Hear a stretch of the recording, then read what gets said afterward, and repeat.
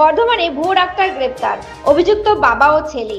দুই ডাক্তারকে শনিবার বর্ধমান জেলা আদালতে পেশ করল বর্ধমান থানার পুলিশ।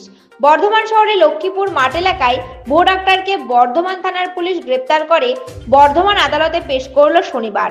অভিযুক্তদের নাম দীপেন কুমার প্রসাদ ও অশোক কুমার প্রসাদ। সম্পর্কে বাবা ও ছেলে।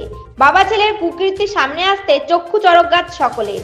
প্যারামেডিক্যাল কোর্স করেই জেনারেল ফিজিশিয়ান এমবিবিএস এর মতো ডিগ্রি লেখা বোর্ড ভিজিটিং কার্ড পাওয়া গেল তাদের চেম্বার থেকে। গুণধর দুই ডাক্তারের ভিজিটিং কার্ডে উল্লেখিত ডিগ্রি দেখলেই কপালে উঠে যাবে চোখ।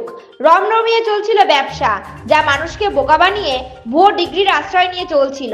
শুক্রবারেই তাদের গ্রেপ্তার করে বর্ধমান থানার পুলিশ।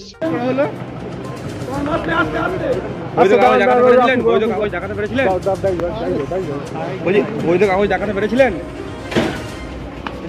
দেখাতে পেরেছিলেন?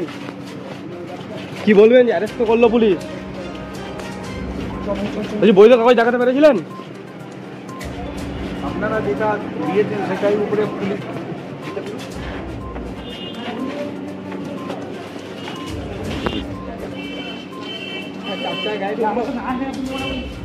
লাল রঙের